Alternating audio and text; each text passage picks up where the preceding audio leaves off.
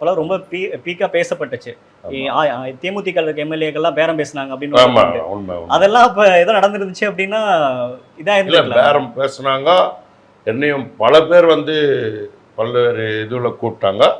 நான் அதுக்கு ஈடு கொடுக்கல. ஏன் சார்? ஏன் அப்படி உங்களுக்கு? எனக்கு அந்த எண்ணம் இல்லை சார். தலைவருக்கு துரோகம் செய்யக்கூடாது. நம்ம வந்து ஒரு சாதாரண குடிமக்கள், ஒரு தாழ்த்தப்பட்ட சமுதாயத்தில் பிறந்தாலும் ஒரு இல்லாத குடும்பத்தில் இருந்தேன். ஒரு சைக்கிள் கடை, நான் 10ஆம் வகுப்பு வரலும் படித்தேன் மாநகராட்சி பள்ளியில். என்னுடைய தாயார் படிக்க வச்சாங்க.